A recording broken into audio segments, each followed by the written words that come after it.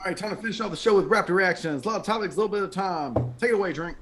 Let's roll, baby. Ohio State coach Ryan Day said quarterback C.J. Stroud will only be used in emergency capacity on Saturday against Akron due to his shoulder injury. Jay, what do you think of this approach? I don't like it. Like if the dude can't play, just rule him out and just roll out the other 4 or 5 star, dudes that you got out there. Like, can you imagine how embarrassing it would be? Like if they out here flopping up and down the field against Akron, and you got to call in C.J. Stroud off the bench to like save the day against Akron. You know how embarrassing that's gonna be. That's what I'm concerned about. I would just rule him out.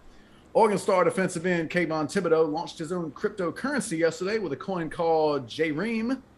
Drake, you're into crypto. You gonna invest in some of that? Probably not.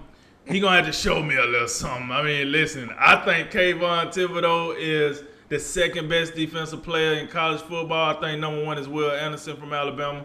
But with that said, I don't know how savvy he is in cryptocurrency, but I know he a hell of a football player. So I'm gonna leave that where it's at right now. The Chicago White Sox clinched their first American League Central Division title since 2008 yesterday. How big of a threat will they be in the playoffs? They're a legitimate team, and I think they'll be a threat. I think the problem is that they're going to play Houston in the first round, and I think Houston's really, really good. So I think it's going to come down to their pitching, like if their pitching can hold down the Houston offense. But I mean, that's definitely a real talented team, and they deserve to be in the field. And congrats to Tony La Russa getting them in the playoffs. His first year back managing after a decade off. Four-time NBA champion Manu Ginobili is returning to the San Antonio Spurs as a special advisor to basketball operations, where he's going to work in a player-centric role, focusing on the on- and off-court development of the roster. You like that idea? I do. I'm gonna tell you what this sounds like to me. They're grooming him to be a GM in the future, and if he does become to be a GM, I definitely like this idea. We just seen James Jones do good things for Phoenix, Elton Brand do good things for the 76ers, and so on and so forth. So it seems like these players are learning. Once post basketball, they go get them some knowledge. Figure out how that whole ordeal work. They come back. They make out to be pretty good GMs. Now, head coaches, I don't know, but GMs, they got some pretty good numbers going on in they camp there. On Thursday, Chicago's Bulls starting guard Zach LaVine described his season as critical for the Bulls and for himself as they enter the final season of his contract. Do you agree with him? It is. Obviously a big deal.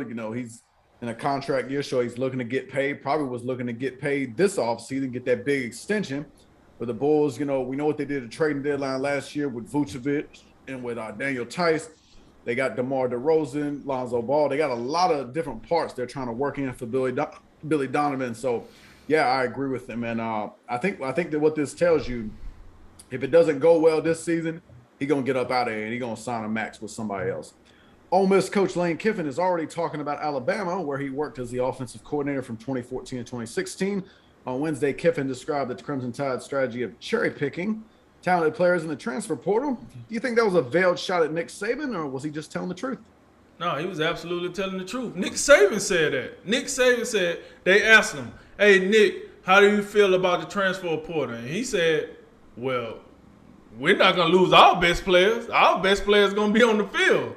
And if another team lose a player that's worth, coming on our roster, yeah, we're going to take him. We Alabama. So, no, wasn't a veiled shot. It was just the stone cold truth, and Nick agreed with him.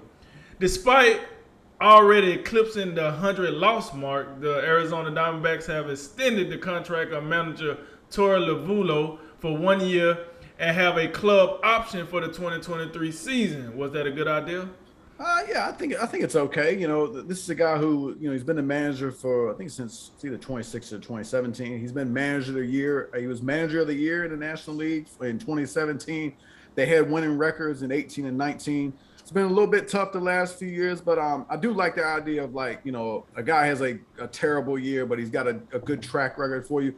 I like the idea of not canning him right away, give him a little more wiggle room. And I got to say, I don't know if there's a manager out there that could have got, a decent season out of this team. This is a pretty ragtag bunch, I got to be honest with you. Browns wide receiver Odell Beckham Jr. will make his season debut Sunday against the Bears. Is that a bigger deal than rookie Bears quarterback Justin Fields getting his first start?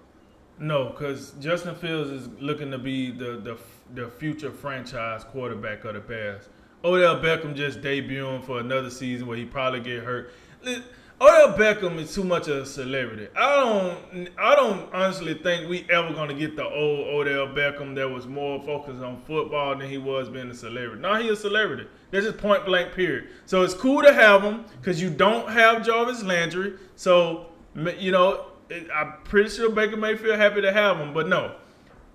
Justin Fields starting his first game for the Bears is the biggest story in this game for me. The NFL had reinstated wide receiver Josh Gordon, and he could be eligible to play as soon as week 4. Any thoughts on this, Jay? Well, Drinky's 30 now, so and he's only played 6 or more games once since he led the league in receiving yards, and that was like it might have been 8 or 9 years ago at this point. So I gotta say, I don't have high hopes for this one. I really don't. Last one tomorrow night is UFC 266, Volkanovski versus Ortega on ESPN Plus. At the T-Mobile Arena in Las Vegas, the main event is a featherweight title fight between the champion Alexander Volkanovski and the number 2 ranked contender Brian Ortega. Drink, who you got? Yeah, I'm gonna take the champion here. Listen, Volkanovski, this dude is the truth. I'd have seen him beat, which is considered the greatest featherweight, champion of all time, Max Holloway. He done beat him twice. And on the other end of the spectrum, I seen Max Holloway destroy Brian Ortega. Destroy him. So, also with the fact that Volkanovski has made it very clear that he don't think Brian Ortega deserves this title shot, I'm taking the champ by knockout. You know what it is. Come holler at your boy, baby. All right, that concludes tonight's Drink of Wisdom. As always, like, listen, share, subscribe. Thank you for joining us. I'm Jay Wise. And I'm Nathan Drinking. And remember, make tomorrow better than today and make today better than yesterday. And you know what we gonna do. We gonna holler at you until next time, baby. And ladies and gentlemen, this is